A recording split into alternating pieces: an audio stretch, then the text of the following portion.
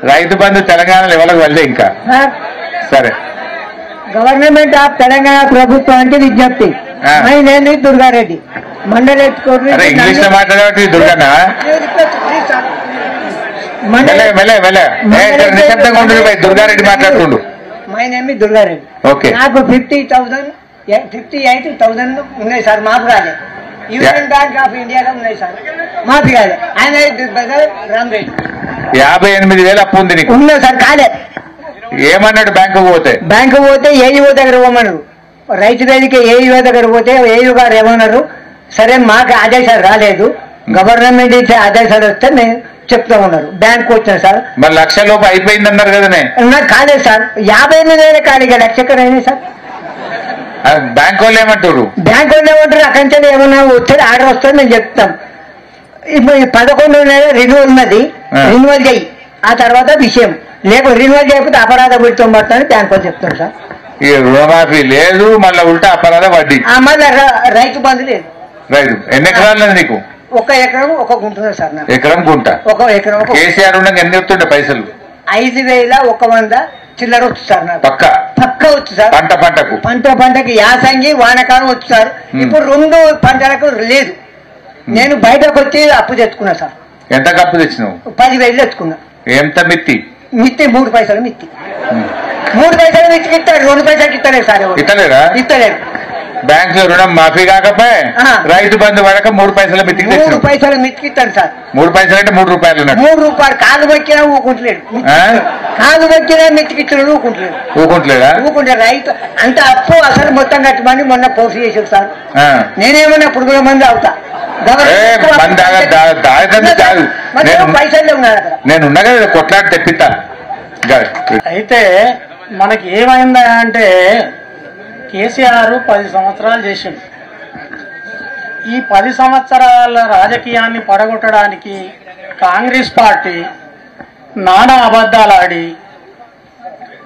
గెలవడానుకున్న వాళ్ళు గెలిచిండ్రు, వాగ్దానాలు చేసిండు. ఆయన పుణ్యం. కార్దాన కొడుకు రేవంత్ రెడ్డి ఆయన ఇష్టం వచ్చిన వాగ్దానాలలో చేసిండు. సంతోషం.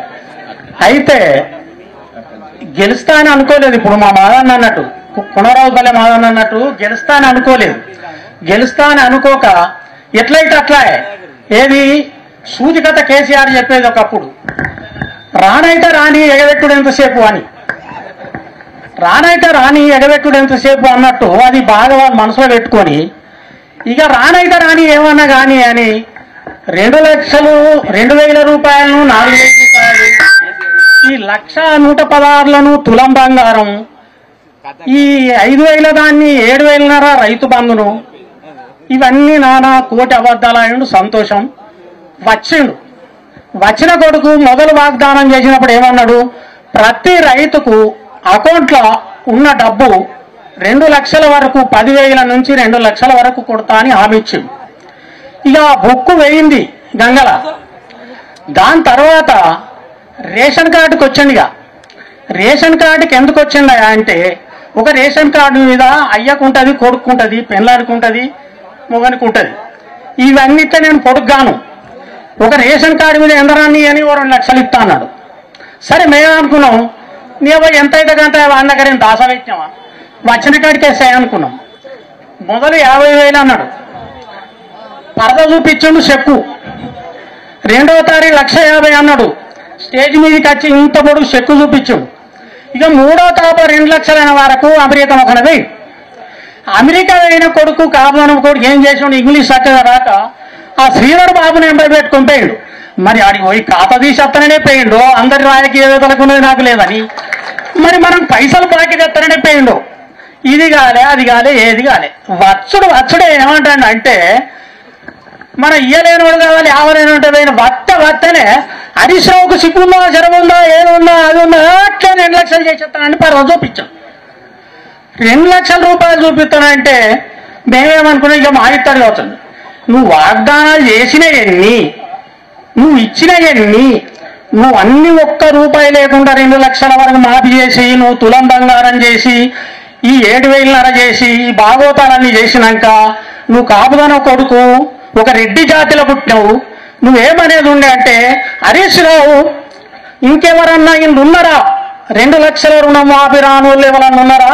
హరీష్ రావును తోలుమను, హరీష్ రావు పంపి నేను ఆ 2 లక్షలు కూడా 24 గంటలు కొడతా అని ఒక స్టేజ్ మీద ఒక విధానంగా మాట్లాడి పంపి ఒక్క రూపాయి లేకుండా చేసిన హరీష్ రావు నువ్వు ఒకనాడు రాజీనామా చేస్తా ఉన్నావు, అది నీ విజ్ఞతకే వదిలేస్తున్నా అంటేనే మనం ఇజ్జతదారులం.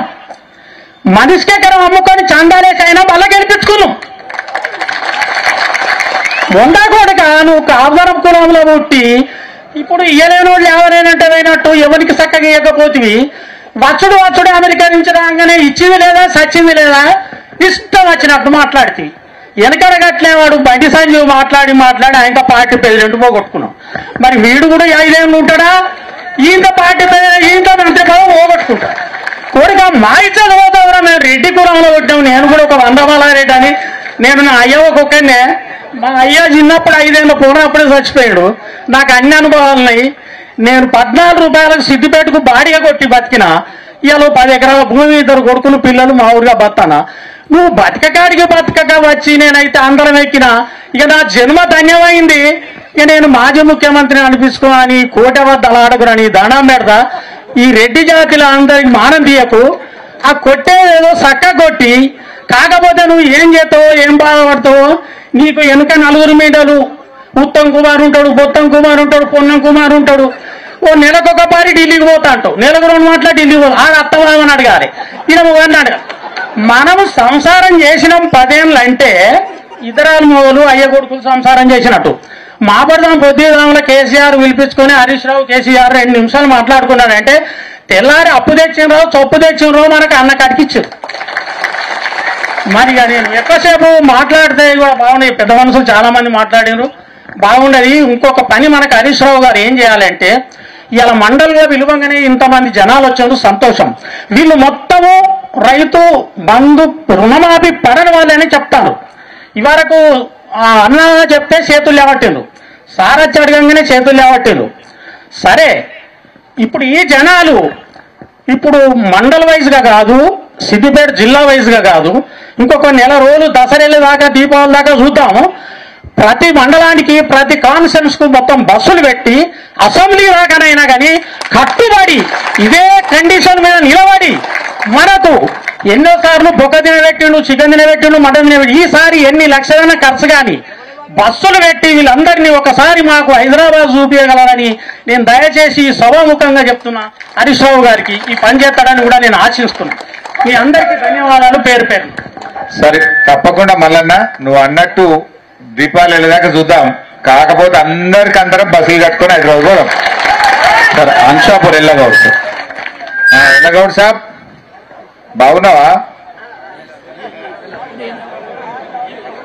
అంశాపూర్ మా ఎల్లగౌడ్ సాబ్ ఏమైనా మన గిరికదాటి చెట్లు అటే పోయాయి కదనే చెప్పు ఎల్లగౌడ్ సాబ్. ఎంత లోన్ ఉన్నది ఎల్లగౌడు? నాకు 1,30,000 ఎంత ఉన్నది? 1,30,000 ఉంటే దాని 2,30,000 1,30,000 ఉన్నది. మాఫీ కాలే. ఏమంటారు బ్యాంకుకు పోతే?